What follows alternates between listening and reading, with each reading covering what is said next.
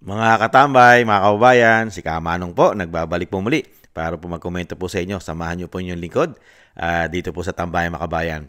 Magandang umaga po muna, tanghali, hapon, gabi. Madaling araw po sa atin lahat. Sana po nasa mapayapa at maayos po tayong kalagayan, mga kababayan. Ito po, komentuhan po natin mga tambay. Yan, lumitaw na po. Nagsalita na po mga tambay si si Congressman Sabong. Yan po ang kumakalat po yan. Si Congressman Sabong ay nagsalita na po mga tambay. Hindi daw po siya nagsasabong. Nanunood lang daw po siya mga tambay. Hindi raw po siya tumataya. ito po isang party list po, representative. Ang party list po siya ng AGAP. Yung AGAP party list. Si Representative Briones mga katambay ng AGAP party list. AGAP. Pahinga po natin ang balita. Hindi naman po siya nagsasabong at hindi siya tumataya. Nanonood lang daw po siya. Komentuhan po natin mga tambay ang balita. Tumaya. Yan ang pahayag ni Congressman Nicanor Briok. Umpisahan po natin si Nicanor. Nanonood lang pero hindi tumaya. Yan ang pahayag ni Congressman Nicanor Briones ng AGA Party List na siyang nakunang nanonood ng online sabong sa gitna ng plenaryo. Live mula sa Batasang Pambansa, nangunguna sa balita si News 5 House Correspondent Marian Enriquez. Marian, ano ang sabi ni Congressman Briones?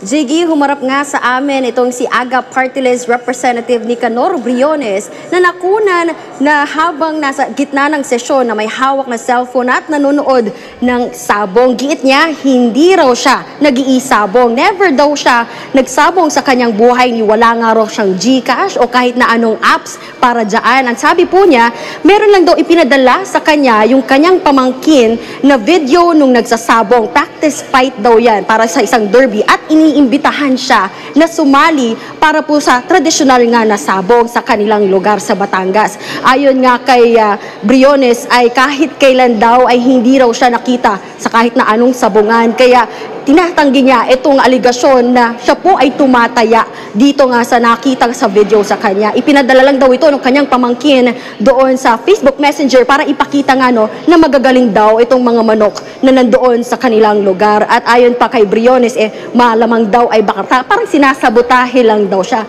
Pero pinatawad na niya kung sino man daw yung nag-upload ng video na to kahit pa may violation ito sa Data Privacy Act, pinapatawad na rin daw niya ito at para wag na raw sana maulit. Humingi na rin siya ng paumanhin dahil nga nadadamay yung institusyon, itong kamera dahil nga dito sa lumabas na viral video na ito na umano'y nagsasabong. Giit niya, malinis daw po ang kanyang konsensya. Pakinggan natin itong pahayag ni Briones.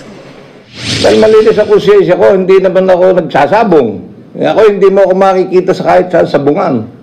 Kaya nga ako fake news Gusto tayong imbitahin na lumaban sa isang derby. At Marian, may sinabi rin si Senator Erwin Tulfo tungkol sa mambabatas na ito. Ano raw nakikita niyang dapat gawin? Yes, Jiggy, ikinadismaya nga ni Senator Erwin Tulfo itong nag-viral video ng kongresista nga na nakitang nanonood ng sabong sa kanyang cellphone sa gitna pa ng sesyon. Ayon nga kay Erwin Tulfo, kung siya raw yung tatanungin, dapat na raw talaga napapanahon na magpasa ng panukalang batas para sa total ban o tuluyan pong ipagbawal itong online gambling sa bansa. Pakinggan natin itong kanyang pahayag. I want this online gambling stop. Ora mismo dapat itigil na ang online gambling. Because of the fact, masama na po ang nangyayari. Take the case of that lawmaker na nahuli, nag-online sabong, na nakakahiya naman, di ba? We have to stop this. Pero kung talagang hindi niya na makontrol yung kanyang kate, dapat trabahuin niya muna. Doon siya magtago siya sa bahay niya, magsugal siya ng online gambling. Bahala na po yung ethics committee doon na mag-discipline sa kanya, pero very frustrating. Frustrated din ang mga taong bayan sa inyo, mga mambabatas Hindi lang naman dito sa isang congressman na si Representative Nicanor Briones ng party list ng AGAP Party List. Mr. Erwin Tulfo. Dismayado rin ang taong bayan po sa inyo.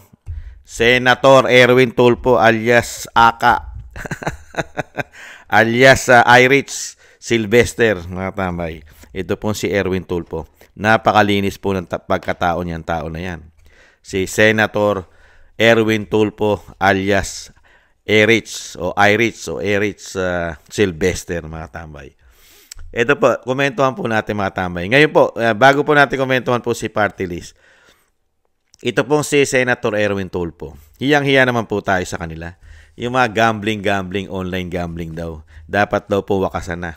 Abay, marami ka makakabangga riyan. Una-una, ang Pangulo at First Lady ay napakaraming kuha at kasama ang mga gambling lord, mga tambay. Di ba? Lalong-lalo po ang mga matataas na tao o sinasabing financier ng Pogo. Yan po'y pinakalat ni Atty. Topacio. Napakarami pong magkakasama po sila. Ang sasaya pa, mga tambay, mukhang may pinagkakasunduan. Masasaya pa sa kanilang mga litrato o larawan na pinakalat ni Atty. Topacio. Yung mga gambling online na sinasabi ni Sylvester Irich, mga tambay, ni Senator Tulfo umano. Di po ba? Kaysa saya, nagkakain na sa mga fancy restaurant, sa mga 5-star hotel. Di ba? Kaya nga po ang tanong ng mga ating mga kabayan, magkano kaya o how much kaya ang pinagkasunduan nila? Tapos ngayon, tatanggalin mo ang online o ang gambling o itong online gambling. Senator, gagawa ka ng batas. Lahat po halos, mga kabayan, ng sugal, gambling sa ating bansa ay hindi mawawalan ng mga politiko, ng mga sugarol. Hindi po ba? Kahit pugutan ng ulo ang mga politiko, hindi naman po aamin yan. Meron po bang umamin na mga politiko na sila'y sugarol at sila'y magnanakaw? Hindi po aamin yan. At yung sinasabi po, ito po, komentuhan na po natin si Agap. Si Agap Party List Nicanor. Si Nicanor Briones, mga tambay. Pambihira ka naman, Sero. Kung talagang hindi po kayo nagsasabong at alam naman ng inyong pamangkin o sinasabi nyo nag-send sa inyo, kamag-anak, kung alam po niyang hindi kayo nagsasabong, hindi kayo padadala nun at hindi kayo kukumbidahin. Dahil po kayo, hindi naman po kayo pangkaraniwang tao. Di ba? Kilala po kayo. Lalo-lalo po sa lugar nyo. Yung sinasabi nyo Batangas. Hindi po ba? At kayo po yung representative ng party list ng Agap. Kung totoo na kayo po ay never nagsugal o nagsabong, alam po yan ng mga kamag-anak nyo, ng mga kakilala nyo, ng mga nasasakupan nyo, representative. At never kayong kumbidahin yan dahil hindi nyo naman yan linya. Hindi po ba? Hindi ka na aayain. Hindi ka na kukumbidahin. Lalong-lalo nga kung hindi mo yan bisyo. Di po ba? Bakit ka kukumbidahin? Bakit ka aayain dyan sa sugal na sabong para ikaw makiisa o sinasabing sumama ka? Magbigay ka ng isang, ibig sabihin maglagay ka ng isang entry. Kasi may mga entry yan di ba? Pagkasabong, may manok kang gagamitin dyan. Parang yung sinasabing derby. Di ba? May mga derby. May mga perang involved yan. Di ba? Kaya, bakit ka kukumbidahin sa isang banda? Komento ko po. Komento ni Kamanong. Bakit ka kukumbidahin? Di ba? Kaya ka kinukumbida, Dahil, gusto mo yan. Kaya ka kinukumbida dahil meron kang kakayahan. Ibig sabihin, alam nila na ikaw ay mahilig dyan. Di po ba? Kaya ka nga kinukumbida Dahil ang mga kinukumbida at inaaya ng mga kapwa, di ba? Yung mga kapwa sugarol, kapwa sabungero, di ba nagkakaintindihan yan? Nagkakaamo yan? Di po ba? Nagkakaamo yan mga sugarol, lalo-lalo yung sinasabing mga sa sabungan. Alam nila ang mga financier. Di ba? Financier. Kapitalista. Alam naman po natin, ang mga congressman, representative, sa panahon po ngayon ng binagoong Pilipinas, ay sako-sako po umano. Sako-sako ang pakinabang, lalong-lalo na kung nasa administrasyon ka raw umano. At kaya mong magsabong araw-araw sa dami ng pakinabang daw po sa panahon ngayon. Buffet daw po ang pera dyan sa batasan. Diyan po sa House of Representatives. At ngayon, pasisinungalingan po ni Representative na wala raw po siyang GCash. Old style daw po siya, mga tambay. At hindi raw siya mapagkikita sa sabungan, mga kabayan. Ginagawa pong tanga at bobo at gago ang mga Pilipino. kung hindi ba naman to gago, umano at tanga at bopols. Kahit wala ka ron, ang importante yung pera mo na handon. Hindi po ba? Karamihan po ng mga politiko na may bisyo, sugal, di ba? Sugal, alak, babae. Itinatago po nila yan. Lihim po nila yan. Hindi po sila nag-e-expose. Hindi po nila ine-expose yan. Maliban na lang po doon sa mga politiko na makakapal ng mga pagmumuka. Ine-expose. Kasi kasiraan po nila yan sa politika. Bakit mo i-expose ang iyong bisyong sabong na kailangan ka mapagkikita sa sabungan? Isa kang representative ng AGAP. Sige nga, sa tingin mo, sa darating o sa susunod na eleksyon, hindi magiging panira sa iyan. Di ba? Yan ang magiging panira sa iyo ng kalaban mo. Diyan ka aatakihin. Dahil una-una, sugarol ka. Ang pera ng taong bayan, binibisyo mo. Kaya hindi mo yan i-expose. Komento ko po. Never i-expose po yan ng mga politiko na korap, mga sugarol, babaero, at siyempre mga alcoholic, umano. Di po ba? Hindi nila expose yan. Itatago nila yan. At ngayon po, yung sinasabi na hindi raw po siya marunong sa GCash. Pero napapanood niya po sa social media. Siya raw po text lang ang sinasabi niya. Text, tawag, text. Parang ganun. Pero nakakapanood po siya sa Facebook. Social media. Hindi kaya? Ano ba yan, Congressman, mga kabayan. Sa bagay, yung sinasabi nga po natin, wala naman po kasing umamin na siya po'y magnanakaw. Kahit po putulin mo ang leeg niyan, putulin mo ang yagballs niyan, hindi po aamin niya na magnanakaw siya. Hindi po ba? Pwera na lang mahuli mo sa akto na nagnanakaw siya. Ganon din po ang mga gumagamit ng pulburon. Hindi po ba? Gumagamit ng coke, sinisingot. Kailanman ay hindi po aamin yan na siya po'y gumagamit ng pulburon at sumisinghot ng coke. Hindi po aamin yan. Hindi po ba? Pwera na lang kung mahuli mo sa akto. Ganon din po ang mga babaero ng mga politiko. Hindi naman po aamin yan na sila'y babaero. Pwera na lang mahuli mo sa akto. Di po ba? Ganon yun eh. Di po ba? Kaya dito po kay Congressman dito po kay Party List, kay AGAP Party List Nicanor Briones. Aamin po ba kayo na kayo nagsusugal sa online? Di ba? Yung sinasabi niyo po na kayo po hindi marunong mag-GCash. Ang pera po ninyo, hindi naman po nyo i-GCash. Kasi isang ebidensya po yun, Congressman.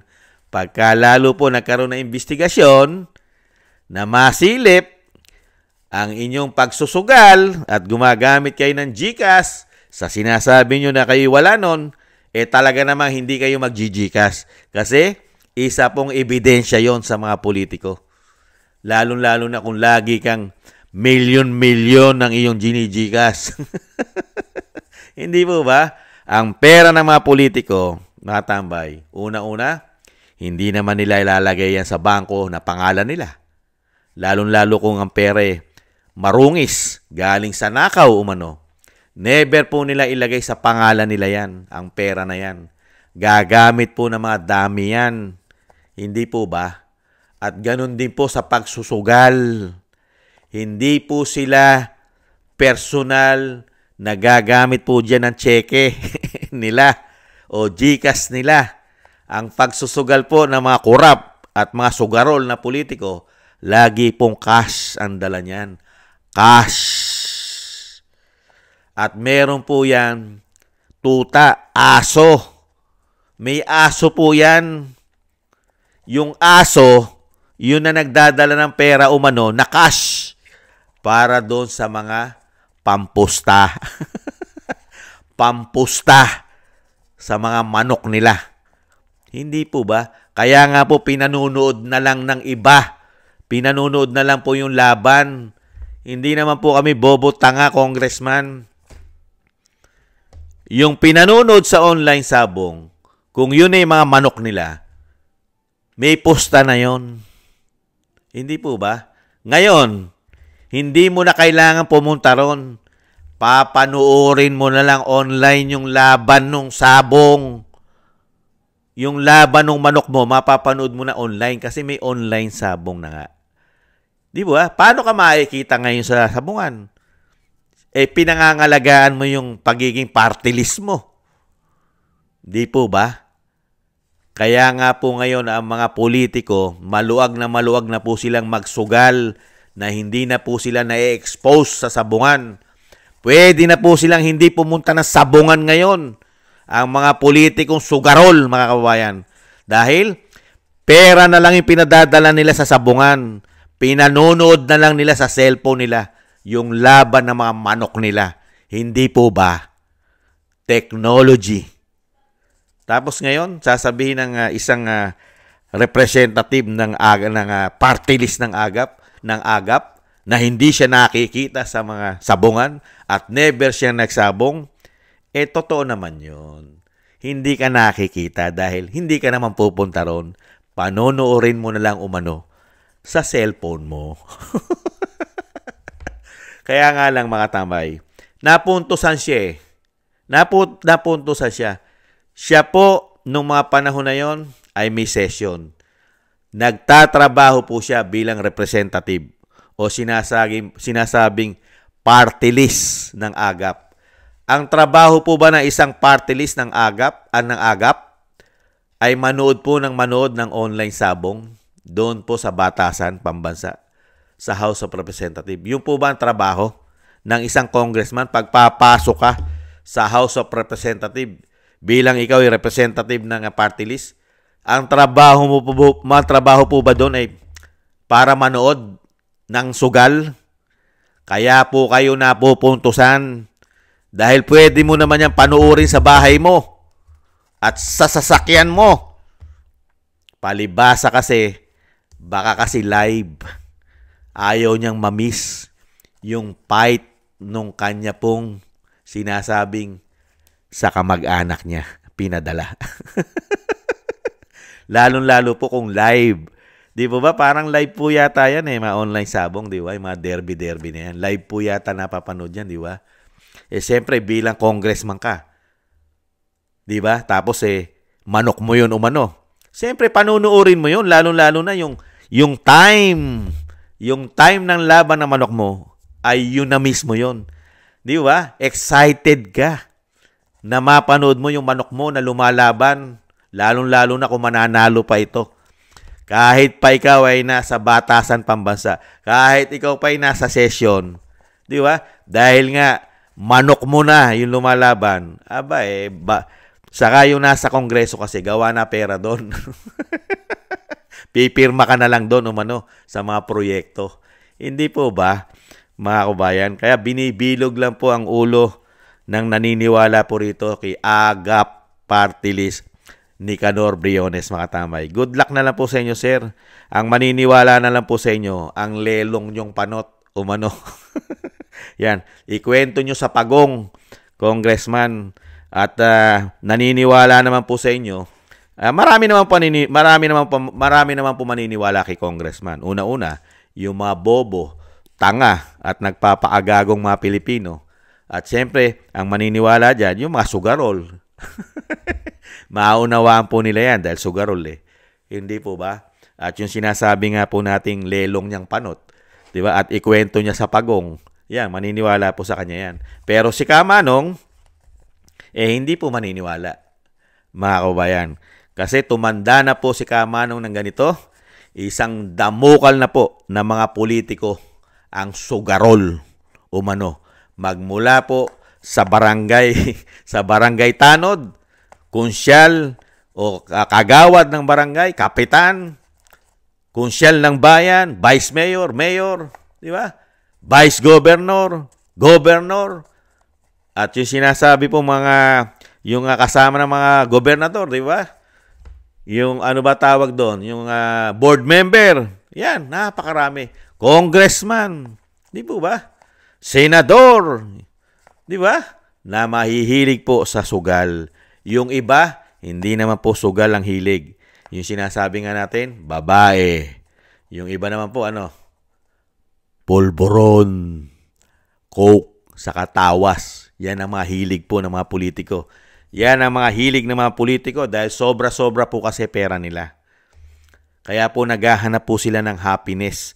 Nakikita po nila ito na nag-i-enjoy sila dahil yung pera na kukuha nila ay dahil po ito sa hindi malinis Easy money. Yung nahawakan po kasi nila easy money. Galing po yata sa pera umano ng taong bayan. Kaya po napakadali po nilang waldasin dahil hindi naman po pinaghirapan. Hindi po ba? Kaya nga ang bisyo ng mga korap na mga politiko, unang-una, pulburon, coke, babae, bisyo, sugal. Hindi po ba? Good luck na lang po sa inyo, party list. Kay AGA party list Nicanor Briones. Good luck na lang po sa inyo. Pasalamat po kayo kung marami pong maniniwala sa inyo pong alibay. Lalong-lalo po si Erwin Tulfo na nagmamalinis. Nagmamalinis si Senator Erwin Tulfo alias Irish Sylvester, mga tambay. Good luck na lang po sa inyo. Thank you po sa mga nagusto po ng Tambay Makabayan sa YouTube at TikTok. At ganoon din po sa mga nagko-comment, like, share, and subscribe. At sa ating pong mga subscribers, maraming salamat po. Thank you po sa inyo. At syempre po sa mga nagbibigay po ng tulong at biyaya, maraming salamat din po, mga kabayan. Mabuhay po kayo. Shoutout po sa inyo lahat. At yung panalangin at dasal po, sama po natin ang pamilya Duterte sa ating mga dasal at panalangin. At ganun din po, manalangin din po tayo na tayo po'y maingatan. Ang Vice President, ang dating Pangulong Duterte, maduktungan pa po ang kanyang buhay, kalakasan. Siyempre po, ang makabalik pa po sa ating bansa sa lalong mabilis. Maraming salamat po, mga kabayan. Ingat po. Paalam po muna. Bye-bye.